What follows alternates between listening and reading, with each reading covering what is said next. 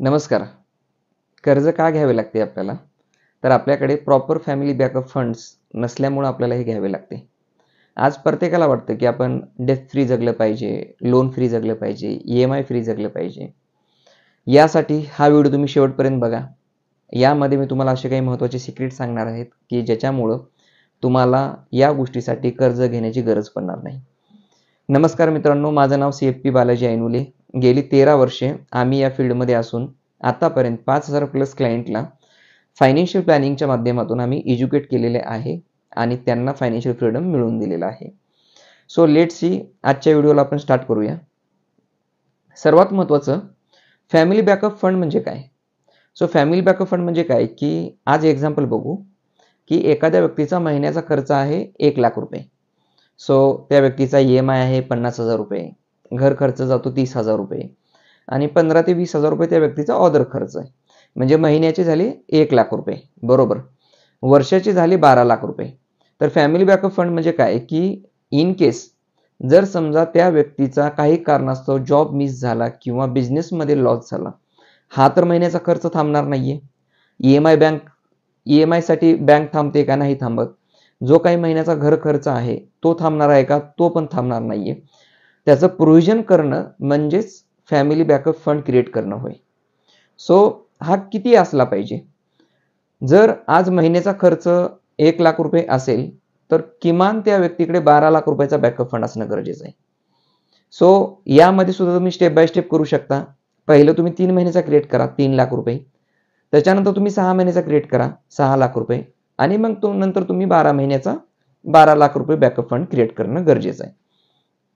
So हा backup funds कुठे आपण क्रिएट केला पाहिजे? म्हणजे गुंतवणूक कुठे केली पाहिजे? कारण बॅकअप फंड्स ठेवणं म्हणजे काय, तर आपण एक तर सेव्हिंग अकाउंटला ठेवतो किंवा बँकमध्ये FD करून ठेवतो. बट मी यामध्ये सजेस्ट करेन की जनरली बॅकअप फंड्स जर तुम्ही 12 महिन्याचा क्रिएट करत असाल 12,00,000 रुपयाचा, सो त्यामध्ये तुम्ही 6,00,000 रुपये तुम्ही FD स्वरूपात ठेवा आणि 6,00,000 रुपये जे आहेत तुम्ही म्युच्युअल फंड लमसममध्ये गुंतवणूक करा. आता बऱ्याच वेळा इथं पण एक अडचण काय होते की मॅक्झिमम लोक फॅमिली बॅकअप फंड सुद्धा म्युच्युअल फंडमध्ये ठेवतात. समजा उद्या काही इमर्जन्सी आली आणि नेमकं त्याच सिनारिओला जर मार्केट डाऊन असेल तर त्या व्यक्तीला पैसे लॉसमध्ये काढावे लागतात, बरोबर. कारण फॅमिली बॅकअप आपण याच गोष्टीसाठी ठेवतो की जिथं आपल्याला होल्डिंग कॅपॅसिटी नसते.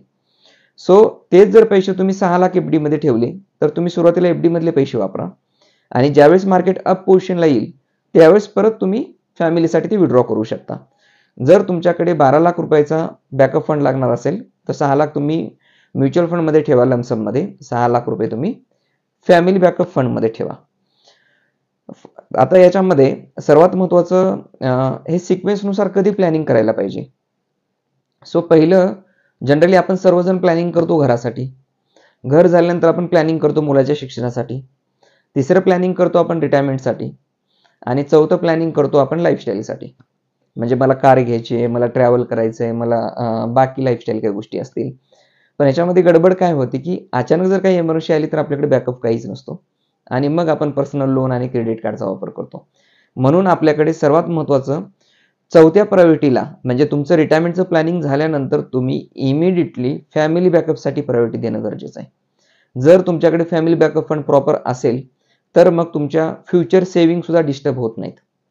बऱ्याच वेळा लॉंग टर्मसाठी लोक गुंतवणूक करतात आणि अचानक काही गरज लागली तर ते पैसे काढून विड्रॉ करतात, परत गुंतवणूक स्टार्ट करतात, परत विड्रॉ करतात. जर तुमचा फॅमिली बॅकअप फंड्स हा सफिशियंट असेल तर तुम्हाला तुमची लॉंग टर्म गुंतवणूक सुद्धा ब्रेक करण्याची गरज पडणार नाही. म्हणून आपल्याकडे फॅमिली बॅकअप फंड्स हा प्रॉपर असणं गरजेचं आहे.